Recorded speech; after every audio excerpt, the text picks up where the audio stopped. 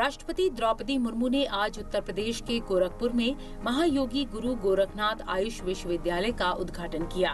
इस मौके पर राष्ट्रपति ने कहा कि महायोगी गुरु गोरखनाथ आयुष विश्वविद्यालय हमारी समृद्ध प्राचीन परंपराओं का एक प्रभावशाली आधुनिक केंद्र है। इसका उद्घाटन न केवल उत्तर प्रदेश बल्कि पूरे देश में चिकित्सा, शिक्षा और चिकित्सा सेवाओं के विकास में एक उपलब्धि है।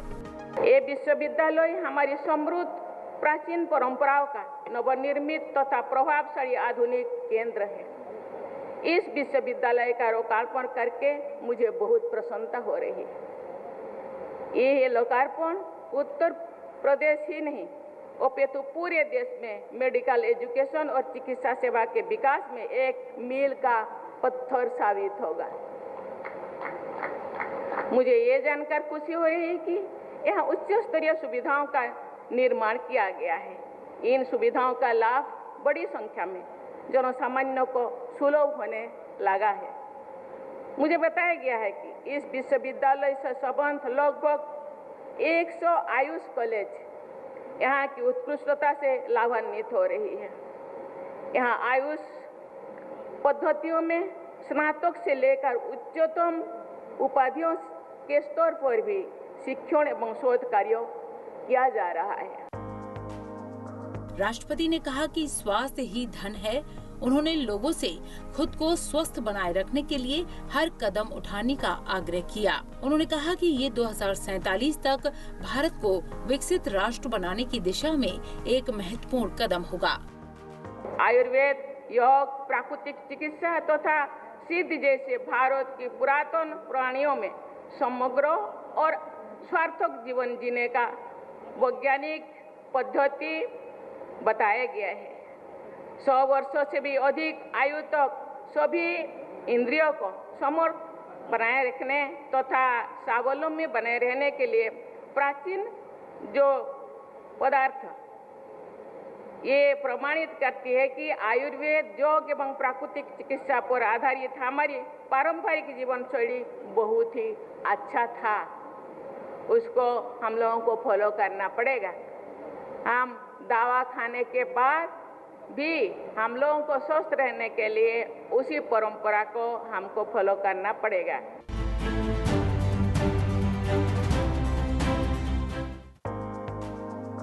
हिमाचल प्रदेश के धर्मशाला में आज राष्ट्रमंडल संसदीय संघ भारत क्षेत्र के जोन द्वितीय के वार्षिक सम्मेलन का समापन हो गया। समापन समारोह को संबोधित करते हुए राज्यसभा उपसभापति हरिवंश ने इसे सार्थक बताया। आपने सुना कि पिछले 2 दिनों से सीपीए इंडिया रीजन 2 का सम्मेलन 2 दिनों तक बड़े समृद्ध विचारों, सार्थक संवाद और साझा प्रतिबद्धताओं का संगम मंच रहा। यह समापन समारोह है। यह सम्मेलन भारतीय लोकतंत्र की स्थायी ताकत का प्रतिबिंब है। तेजी से बदलती दुनिया में एडॉप्ट, इवॉल्व और गवर्न करने की भारतीय क्षमता का प्रतीक। सबसे पहले बात इस तथ्य से शुरू करूंगा और खत्म भी कि अत्यंत गर्मजोशी और आत्मीय आतिथ्य के लिए पुनः हिमाचल प्रदेश विधानसभा, इसके माननीय अध्यक्ष श्री कुलदीप सिंह पठानिया जी का हार्दिक अभिनंदन। यह सर्वसम्मति से सर्वदलीय सहमति है। हम हिमाचल के बाहर से आए लोगों द्वारा भी पुनः उनका अभिनंदन।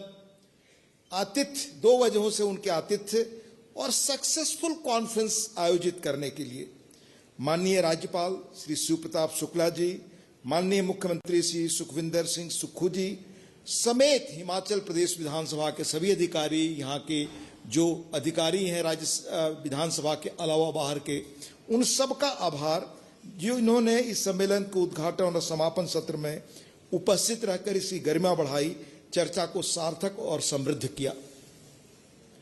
दिल्ली, हरियाणा, जम्मू कश्मीर, पंजाब और हिमाचल प्रदेश से आए प्रतिनिधियों का भी धन्यवाद। देश भर से हमारे वरिष्ठ माननीय पीठासीन अधिकारी आए, उनका धन्यवाद। उनके समृद्ध अनुभव से 2 दिनों का यह आयोजन अत्यंत सार्थक और समृद्ध हुआ। इस सम्मेलन में आप सबकी उपस्थिति इस बात का प्रमाण है कि लोकतांत्रिक जिम्मेवारी केवल एक क्षणिक दायित्व नहीं, बल्कि शासन प्रक्रिया में सुधार का एक निरंतर प्रयास है। यह निरंतर संवाद और सामूहिक चिंतन सहकारी संघवाद की भावना के माध्यम से पोषित पल्वित होता है। यह साझा दायित्व ही हम सभी को बांधता है। इस सम्मेलन के विषय अत्यंत महत्वपूर्ण थे। बहुत सार और संक्षेप में क्या हुआ माननीय राज्यपाल जी के समक्ष में बताना चाहूंगा। सम्मेलन की मुख्य थीम पहले सत्र का good governance in the digital era, managing resources, defending democracy and embracing innovation वर्तमान समय के लिए अत्यंत प्रासंगिक है। It encapsulates a 3 pronounced challenges before legislature today. दूसरा विषय था दल बदल पर और तीसरा आर्टिफिशियल इंटेलिजेंस पर। इन तीनों विषयों पर सभी वक्ताओं ने बड़े सुंदर सार्थक सुझाव रखे इन विषयों की पृष्ठभूमि के साथ।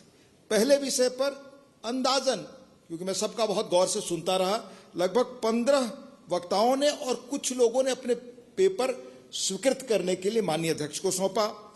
दूसरे सत्र में 13 लोगों ने और तीसरे में 5 लोगों ने, लगभग 24-25 लोगों ने अपने विचार रखे और 10-12 से अधिक लोगों ने अपने पत्र दिए।